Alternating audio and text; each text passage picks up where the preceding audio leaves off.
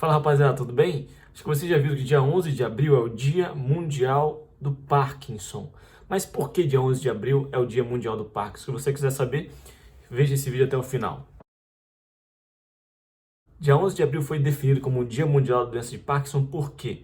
Dia 11 de abril de 1755 nasceu ninguém menos do que James Parkinson. Era um médico inglês, natural de Londres, nascido em Londres, fez toda a sua carreira médica praticamente em Londres, e foi quem descreveu pela primeira vez em 1817 a doença que era caracterizada por movimentos involuntários tremulantes, diminuição da força muscular, uma tendência para a inclinação do tronco para frente e que apresentava uma alteração de marcha que ele caracterizou como festinação. Então, o conjunto desses sintomas ele classificou como sendo uma paralisia agitante. E o título do trabalho foi Os Ensaios sobre a Paralisia Agitante. E aí a gente começa a ver a genialidade da pessoa.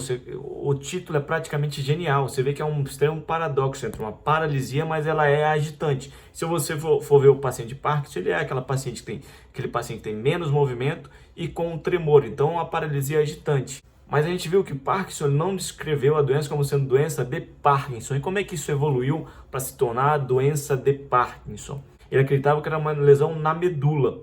E algumas décadas depois, e ninguém menos do que o Jean-Martin Charcot, o pai da neurologia, o grande mestre que trabalhava na La Salpêtrière em Paris, ele começou a juntar e ver esses doentes que tinham realmente esse quadro de paralisia agitante. E ele descreveu um pouco melhor a doença, descreveu os sintomas cardinais e tentou propor também um tratamento para esse tipo de doença. E aí ele definiu que essa doença seria chamada de doença de Parkinson. Então, Jean-Martin Charcot, além de toda a sua genialidade, ele demonstrou também a sua humildade, que ele descreveu várias doenças, por exemplo, esclerose lateral amiotrófica, ele que descreveu também chamada de doença de Charcot, a esclerose em placas que ele descreveu, que hoje é chamada de esclerose múltipla, foi Jean-Martin Charcot que também descreveu, e ele ajudou também a descrever um pouco melhor a doença de Parkinson. E ele falou, não, quem descreveu pela primeira vez foi James Parkinson, e essa doença é chamada de doença de Parkinson.